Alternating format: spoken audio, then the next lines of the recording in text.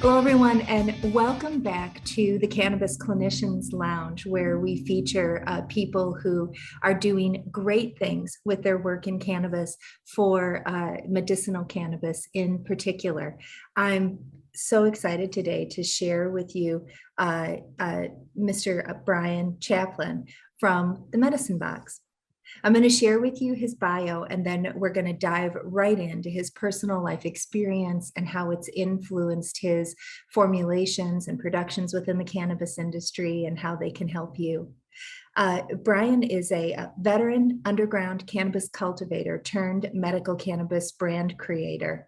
After a decade of perfecting his craft, he embraced sobriety and conscious capitalism, and through both envisioned a future where humans worldwide would replace the contents of their medicine cabinets with cannabis, health, and wellness supplements. Based on a 12-step tenet of attraction, not promotion, his Medicine Box brand preserves and builds upon the wisdom of heritage growers and medicine makers in Nevada County, California, and throughout the world with innovative wellness products using cannabinoid science and nature. Through his advocacy in cannabis wellness and his passions about the synergies of nature, music, food, mindfulness, community, collaboration, advocacy, and recovery, these are united within cannabis to heal individuals, communities, and the planet itself. With a mission to co-create sovereignty in human health and happiness while harmonizing our relationship with Mother Earth, he fosters community and collaboration with people aligned with these same values.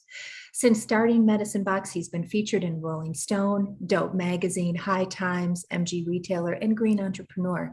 When he's not building the future foundations of homegrown independent cannabis industry, he skis, hikes, and meditates on the shores of North Lake Tahoe, California.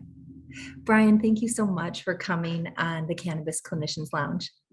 Thank you for having me. I was had my eyes closed listening to you read that bio. I haven't heard it read from someone else in a while, and I'm like, oh, I need to update that. I need to update that. But 98% of it is very, very accurate. Just a few words, the word sovereignty I've removed just because it can be a little bit confusing for people this day and age with vaccinations and anti-vaxxers and the overuse of the word, and race and all of that. So co-create human health and happiness while harmonizing our relationship with Mother Earth. So I am on the shores of Lake Tahoe. I can't really see it because of all the surrounding fires. For sure. So it feels like there's a campfire in my house. The humidifiers are on, the air filters are on, and it's been a bit bleak here in California. And Tahoe is 6,300 feet in elevation, and we call it the Lake Tahoe Basin, and it's surrounded by mountains. So when the smoke comes in, it kind of just gets trapped over the lake and stuck in the basin. So if you think of just a big old bowl and it's filled with smoke, it's kind of stays in there. So dealing with a little bit of that and working away at Medicine Box and just trying to take it one day at a time. There's a lot going on in California and around the world that just has all of us thinking on a much higher level about what the future is going to look like. For sure, it's especially for high feelers, for people that really are tuned into their emotions. It's a very difficult time to keep trudging forward with any goals or tasks.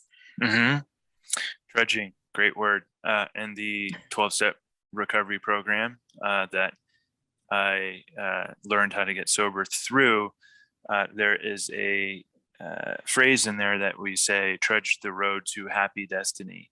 And trudging, I think a lot of people might think that as like, well, that has like somewhat of a negative connotation to it. But when you look it up in the Webster's dictionary, it actually has a bit more of a positive kind of enlightened way of like, just keep moving forward, keep inching away one step at a time, one moment at a time, and try not to get caught up in the woes of our society and the global kind of wreckage that is happening right now, and go within. And that's a big part of my own individual practice that aligns with the mission of Medicine Box, that co-create human health and happiness. And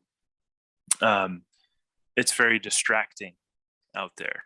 And I don't know like what your audience is like, or what they want to hear, but I like to always bring a little bit of context and some deeper philosophy to the brand and the wellness, cannabis and hemp wellness products that we make, that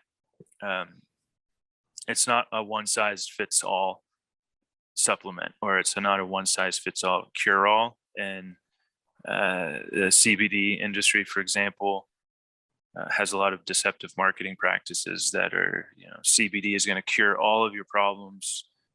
My favorite one that I see is, that I laugh at a lot, is like a 99 problems and CBD solved all of them. I think that is just another kind of tangent from the pharmaceutical industry, where it's like, take this pill, take this Xanax, and your anxiety and depression will go away. Take this Prozac, and you're going to have more serotonin in your brain to be more happy.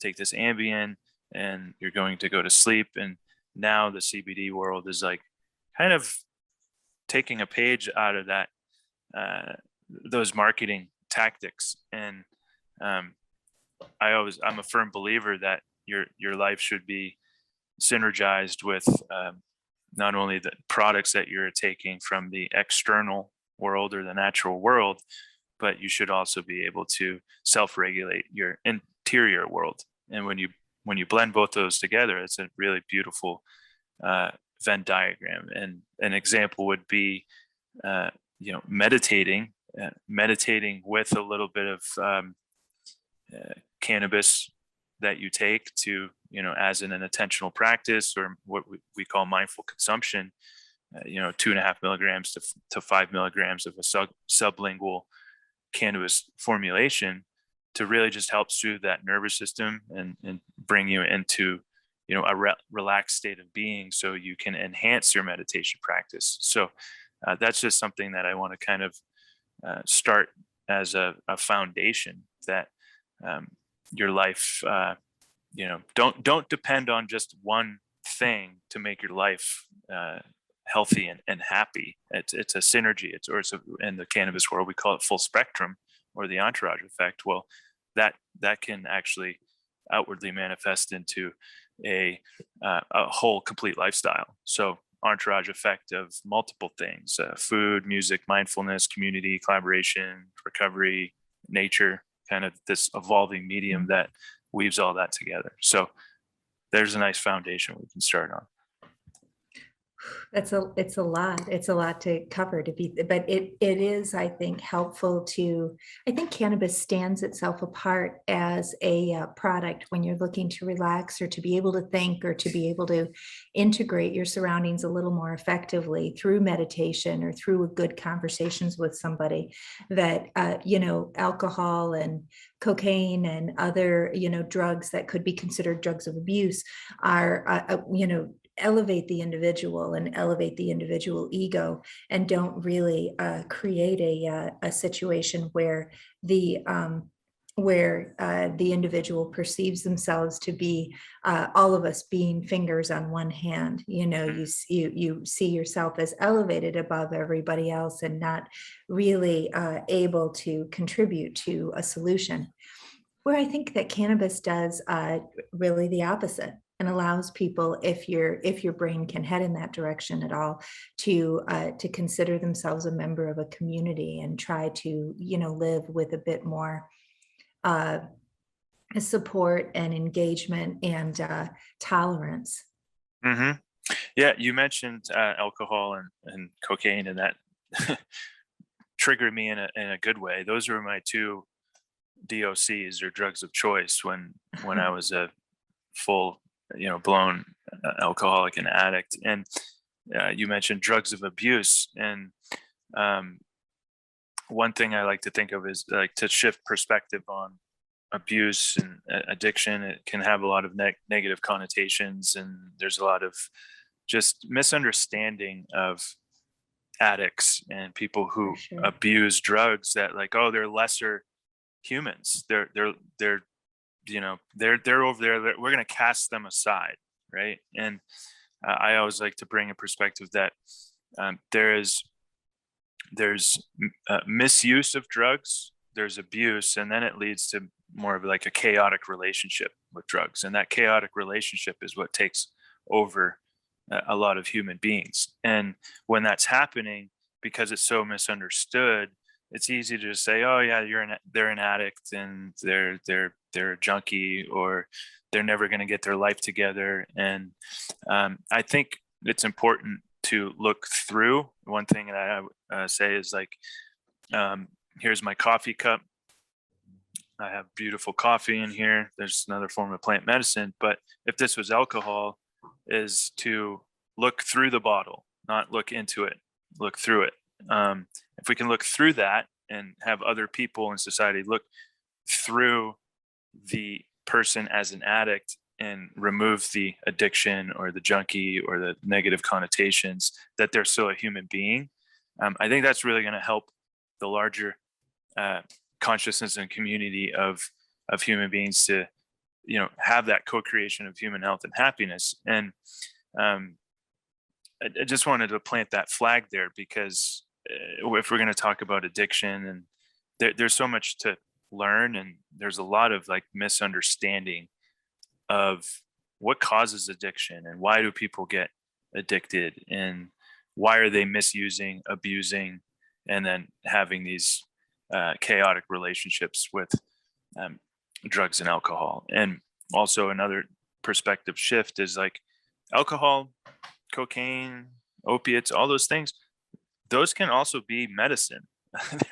they're also tools, right? Like, Yeah. but they're misused. It's like, yeah, okay, I want to just completely flatline myself and drink a bottle of whiskey and just call the next 3 days off because I don't want to think and be responsible. There's a solution there too, but is that the right solution? I think we start to kind of judge people for doing that, and having a bit more compassion for the people that just don't understand how to get out of that negative feedback loop or the cycles of addiction. And cannabis, psychedelics, meditation, 12-step recovery, community, trauma work, shadow work, all those things can get us out. And I don't think there's a right way or a wrong way. There's this multitude of different ways for that.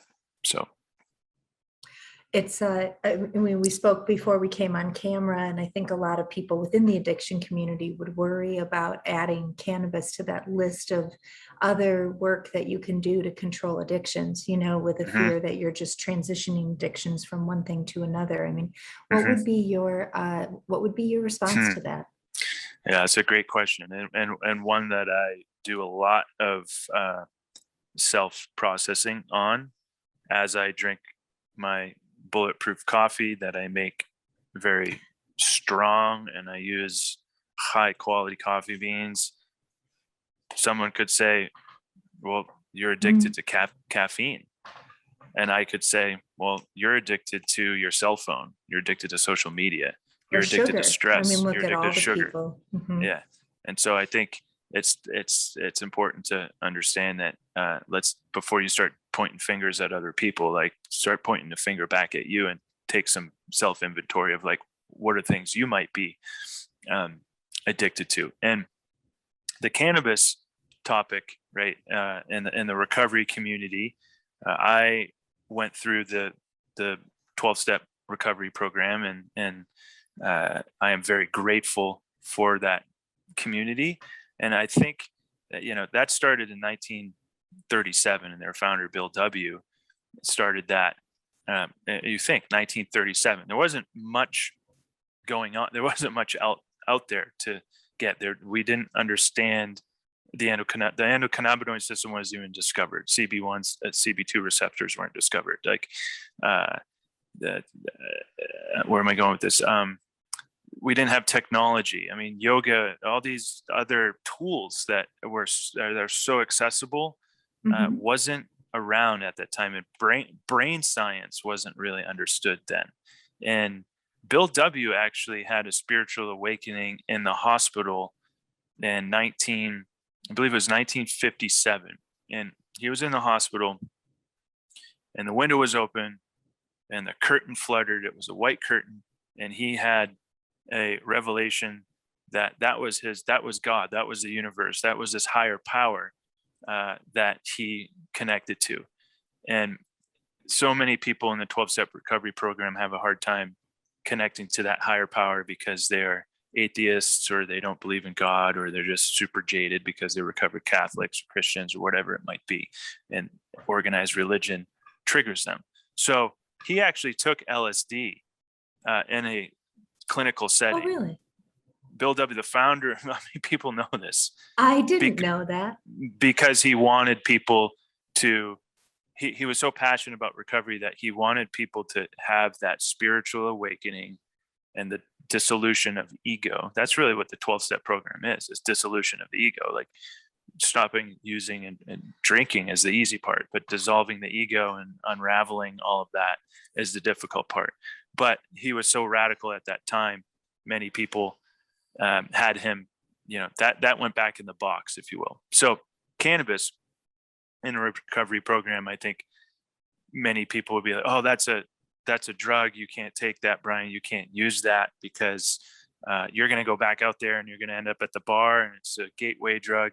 Well, no, it's a plant, and there's been a lot of propaganda around it. And because it's been, federally illegal for so many years and used as a propaganda for the catalyst of the war on drugs since the Nixon era in 1972, that it's a bit also misunderstood. And recovery still hasn't caught up with brain science. And I think if we look at brain science, we'll see that cannabis actually is a fantastic tool to assist people in recovery. And it's much better than Lexapro, Prozac, Zoloft, Xanax, and then the variety of opiates that I hear people in those rooms anonymously speak about taking for their anxiety, their depression, their pain management. And that was that there is when I decided to start Medicine Box, when I would hear the variety of people in those rooms talk about, blowing their knee out from skiing and they're on Oxycontins or Vicodin. They have 10 years in recovery. Those Vicodins all of a sudden become refilled and refilled and refilled. And then a glass of vodka sounds really good to Joey, who is has 10 years of recovery. And then he's back out there again, drinking and using. Cannabis doesn't really do that. Cannabis is the exit drug. And so that was when I started to question this recovery model. And I'll finish off that ramble by the 12-step program also, how to say this without offending and whatever. I'm not that PC. It's going to be offensive, I think, to so some it's going to people be who are it's really, going to be offensive when I say that the 12-step program has this David and Goliath kind of underlying paradigm to it, where Goliath is your addiction. Hi, I'm Brian, I'm alcoholic. Hi, I'm Brian, I'm an addict. You repeat that enough, you're going to believe that once an addict, always an addict. Well, I stopped wanting to believe that. I stopped wanting to have an identity around my addiction. And when I would say that, I felt the relief. Years later, I started to not feel really relief. I started to feel uncomfortable. And I questioned that. So that David and Goliath mentality, Brian, true self, the Goliath is his addiction, right? And the AA program, 12-step program, is constantly reminding you that you're an addict, dude, and you need this. And if you drift away, you're going to get back out there. So it's almost like this loop of a fear-based tactic where you're in there trying to get over the fear, the false evidence appearing real, but they're using the fear of your addiction your Goliath that's on your back, the gorilla on your back, to keep you in there. And cannabis, psychedelics, plant medicines, wachuma, peyote, psilocybin, all those other tools gets you to go in and be introspective with yourself. And that introspection allowed me to say, well, you know what? Like, I was an addict. I was an alcoholic. My life's pretty damn good. And I've never felt more sober in my own being since using cannabis as a health and wellness supplement, since microdosing psilocybin, since going on multiple journeys with peyote and teepee ceremonies and sweat lodges and wachuma, which is the San Pedro cactus. So that right there is, I think, something to consider. We are in the 2021, or what I call the 21st sensory, SENSORY. Like, there's so much sensory, this digital onslaught of media and chaos of infotainment and everything coming at us, that it's important for us to be able to go within and have our own sensory awareness, like internally. And that was a huge, profound shift in my world. And again, there's nothing against the recovery community or the 12 step. Like, I have mad love and respect and deep, deep gratitude for the 12 step community casting its net to me, pulling me into its boat. But once we started to sail across the sea and we got to the shoreline, they're like, whoa, you can't get off. Don't get off yet. There's a big, scary world out there, Brian. It's like, I want to go explore that big world. And I feel pretty solid in my own being that I can explore that world. And that's where the real work, or the rubber meets the road, is like, we can sit in communities and prayer circles and medicine groups all day long, 24/7, weeks, months. But the real work is when you start going out into the world and engaging with people that might not be, people, places, and things that might not be in that world. So that's a big shift. So I'm a firm believer of proactive use of cannabis, not reactive. And it's taking the proactive approach versus the reactive approach. The reactive approach is like popping the Ambien to go to sleep. Oh, I'm so stressed out. I need a Xanax, like Mummy's Little Helper. I need a Valium, whatever it is. That's the reactive approach. And that's what we've been conditioned on. Proactive approach is, you're a doctor, is like medicine. You should be taking medicine when you need it, not every day. You don't need to be dependent on it. So cannabis for me is like, I'll take maybe 20 to 30 milligrams of a very targeted formulation per week, just to help balance my nervous system. And I'm very intentional with that. So that's a long answer, but I think that the addiction industry, or the addiction treatment and management, in the United States, it leaves you with one option. During my medical training, during my practice, it was always about never touching it again. That the one drop of alcohol and you're going to be a Skid Row bum. And then it took me, several years out in private practice, taking care of hospitalized patients, where people would come in having gotten their Saturday night heroin from a different person than they usually got it from. And then they were overdosed on a ventilator for overnight. And then the next day I was writing a return to work note for them a little bit late on Sunday, because they got off the ventilator and had to get home and get cleaned up and get to work late. And it was quite an eye opener for me to see people who were using these products recreationally, because it had always been drummed into me that, once you get started on something like cocaine or heroin, you never stop. You either have to completely 100% stop, or you are just an addict out of control until further notice. And these development of these cutback coaches and other products that allow people to reduce their intensity of use of various products, instead of instead of this claim that the product has control over you and that any use at all is going to, lead to just a complete disaster for your life. I mean, how do you feel about these cutback programs rather than total abstinence programs?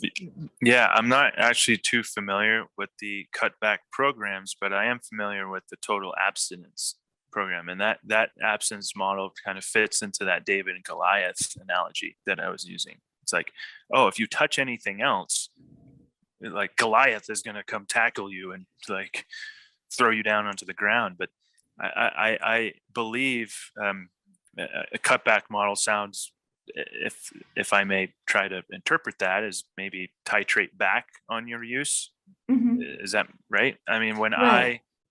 I got prescribed a Prozac about 2 years into my sobriety. I was having some crazy anxiety and depression, and I didn't quite have my spiritual practice in place and all the other tools in the toolbox, if you will.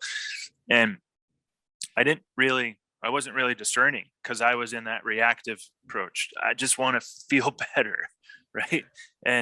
But Yeah. the cutback approach was when I got off of Prozac.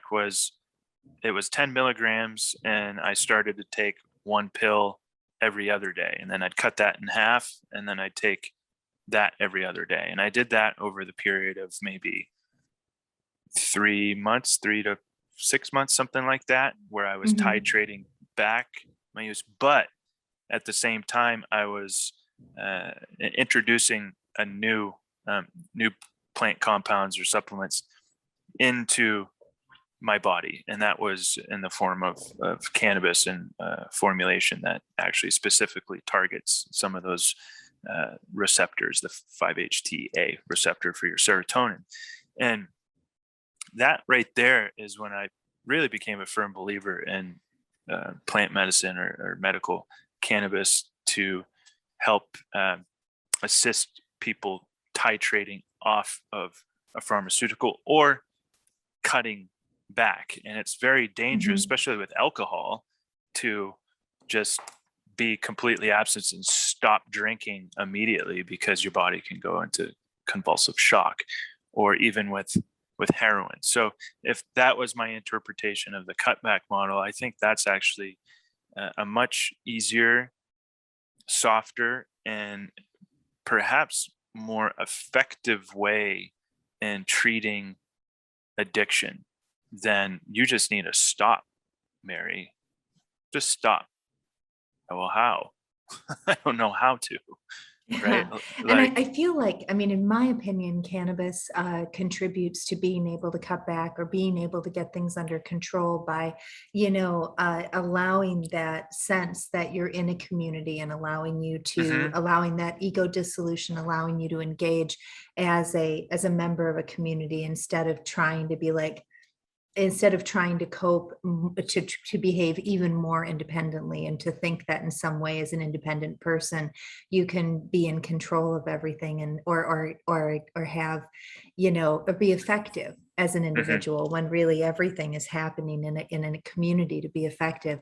That's my impression of how Yeah, cannabis probably works better. I mean, does that mirror how you yeah. feel about it? Yeah, totally. You said connection, you said community, cannabis also. One thing that I did not mention when you mentioned the alcohol and cocaine and all that is like those drugs are very spiritually constricting, right? It's just Very like much. constrictionless. Cannabis is spiritually enhancive, right? It opens us up, and it opens up our inner world, and we become a bit more introspective.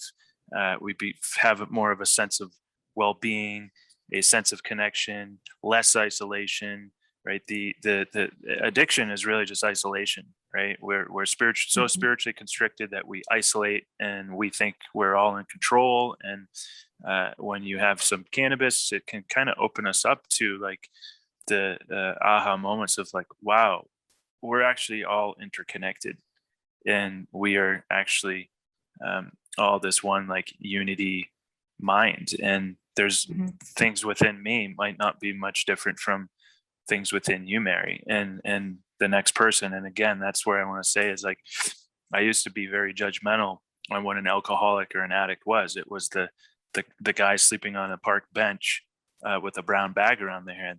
I was that guy, but I was just living in my house.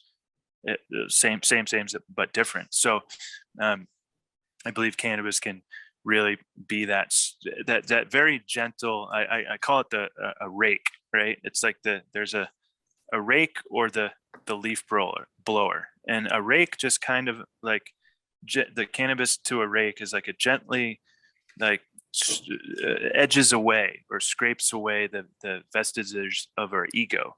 And as long as there's something that just keeps kind of tapping away at the ego, it lessens our control. It gets us from more of a less of a spiritually constrictive place to a spiritually expansive place. And that happens over time. And we have to be very patient with that, or more mindful of it from that proactive approach. I do hear a very similar response to a lot of patients who have dealt with severe depression or even suicide attempts that have failed. And they describe really such a sense of just utter loneliness and aloneness in the world. And even though they're almost embarrassed by the simplicity of the comment that follows that, but the thing that really drew them out of this very deep, dark place was just a very simple phone call to someone. People have described to me where they're down a rabbit hole on the internet of looking for, the right way to end their life, and the way to do it so that the outcome is certain, and what kind of, products to buy, what kind of tools to choose. And then they, find somewhere in these dark spaces, somebody who said, I was here too. And then I just called my sister, or I called, Mhm. a friend and all of a sudden, there was somebody that in fact cared and was really happy to hear from me. Mhm. And that brought me away from that really scary space I got to. It is that sense of community and that sense of not being alone, that being able to tackle that loneliness, that I think is such a critical part of why cannabis is effective. I mean, it's a serotonin imbalance, of course. There's depression and there's a serotonin and dopamine reduction, probably some GABA inhibition or GABA inhibition also, but it's so much more than that. Yeah, and yeah, that's a profound statement. I ended up in the hospital over 10 years ago from a overdose, but more of a very reactive attempt at ending my life.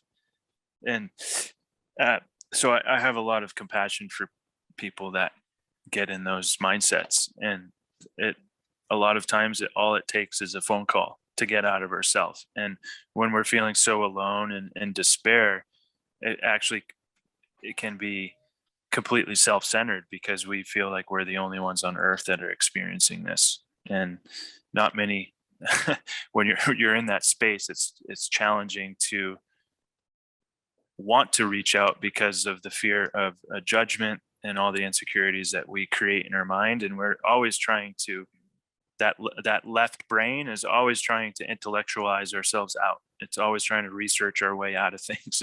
That's just kind of the conditions that we've been built around as human beings. Is our egos are up there, and we're always trying to rationalize, be very logical, and figure things out, make things happen, figure things out, make things happen, instead of just accessing a bit more of the intuitive voice and that inner guidance that we all have deep within us, that inner wisdom. And that can be scary for many of us to access that, because it is a place of unknown variabilities. And the simple act of just picking up the phone and sharing with another human being, and having that human being just listen, or we hear that term, hold space, or just be there. We're not trying to fix, we're just listening. So I think that for anyone that's listening, if you are feeling and despair or suicidal or those deep, deep, deep dark holes of loneliness that a simple text or a phone call can really just change your world. It's that 15 seconds of courage, right? Fear is never absent from us, but being able to step into fear with courage, that's the difference. Fear is never going to go away as long as humans are on this planet. And the only way to absolve fear is to actually bring a little bit of courage and just take the next step into it. So I think that's important. And once we do that, to connect with another human being, there's a form of connection and community there. One more person. Yeah, I agree completely with that. I think that the, balancing of the serotonin and norepinephrine is really a small part of trying to help somebody identify that level of community and that sense of oneness. And I mean, I don't certainly understand, biochemically or metabolically how cannabis operates differently from Lexapro or Effexor in those ways. But there does seem to be this shift in the I think in the matrix of the brain, in these dominant, thought nodes of the brain that, it looks like when you're microdosing with cannabis or with psilocybin, sometimes you have these very well-worn pathways in your brain, and the way that a thought comes in and the way that you respond to that thought is very consistent and reliable. And that matrix overlies my brain, overlies your brain. Everybody has these dominant nodes where processing happens. Mm-hmm. But then when you're using these products from PET scanning, from functional MRIs, we can see that, the thought that would, I describe it as, coming from New York City, that, if you think about it as the east and the west side traffic lights stop communicating and suddenly traffic starts backing up. And if you're in your car on one of those roads and you have to take an alternate route, you end up, trying to get through a neighborhood to still get to work on time. You're going to be in a different place.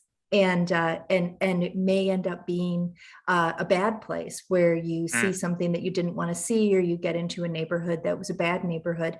And other times it's quite a pleasant experience. You came along a different street, you saw some different people or some different really cute dogs, and you had a different experience. So these microdosing tools like psilocybin or using cannabis just allow that dominant node, that typical highway, the typical pattern of behavior to be disrupted, so that you can travel along a different path and maybe handle the inputs that are coming to you a little bit differently than you were before. And that seems to be what brings the insight. How exactly it does that, biochemically, I really have no idea. But the functional studies, yeah. I don't know, that you're describing the default mode network. It was like we get in the car and we just know exactly what we're doing. We're brushing our teeth.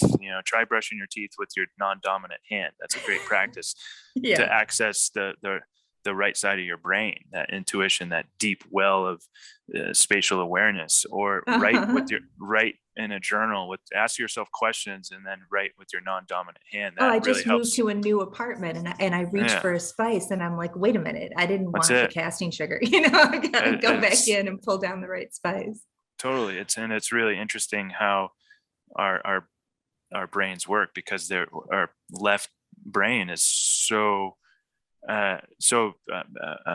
enhanced, right? It's like it's been doing this all our life, and there are good practices to, even without microdosing, to create that those new neural pathways. And you mentioned, I don't really know how the biochemical brain works with these products, but I do have a pretty good analogy from my own experience with Prozac. So Prozac is an SSRI, a selective serotonin and reuptake inhibitor. So if I have 3 lonely molecules of serotonin in my brain and I'm really, depressed, serotonin is the happy molecule. Everyone is like, let's take a deep breath in and get some oxygen and get some serotonin going. Let's look at the sun. Let's go on a walk. Let's look at trees. Let's get in nature. That's all how we contribute to our serotonin. So as SSRIs like Prozac, if I had 3 lonely molecules, it's just like literally zapping those 3 molecules like a spark plug, like zzz, zzz, zzz, let's, it's a reuptake inhibitor. So the serotonin comes out of the presynaptic cleft, and it's staying in your brain. Prozac's like keeping it there so it doesn't get sucked up into the postsynaptic cleft, right? Is that how that works? So I like it's to a think of serotonin cannabis reuptake inhibitor, right? Right. So it's like, but it's not quite producing new serotonin. It's like, just take the pill and we're just going to work with that. Enter cannabis, microdosing cannabis. So that is going to help you create more serotonin in your brain. It's bringing more serotonin into your life. Your nervous system's more relaxed. When you're more relaxed, you're less stressed. When you're less stressed, there's more serotonin, right? So I like to think of that analogy of like, why would you take Prozac that's just going to be the spark plugs onto that spark plug in your car, zapping it every single day, when you could just get up and go walk your ass down to the hardware store and buy a new spark plug. That's it. Buy a new spark plug for your car so you don't have to keep zapping it over and over and over again. So that new spark plug analogy would be like, meditate, do some breath work, take walks, get off your phone, go to bed earlier, wake up earlier, read a book from a book, all these things, journal, right, with your non-dominant hand. All of that can really contribute, but Americans are fucking, excuse my language, they're lazy. We're lazy. We're conditioned to like, we want everything, go, go, go. We want this instant gratification without taking the time to just slow down. And we're all guilty of it. I don't care how advanced you are in your spiritual practice or the amount of work, personal self-development work. We're all guilty of it because our society is constructed for us to live in that world. Just all the way from colonialism, when colonialism came to the United States of America, and it removed us from nature, it removed us from each other, and then it did a really good job from removing ourselves from ourselves. And now it's all about getting back to self. There's a world that you could create that would be any more toxic to wellness and health than what we have now in the United States. Brian, it's been so fantastic to talk with you. I don't know how this hour flew by like this, but we're already done with our time. That's all good.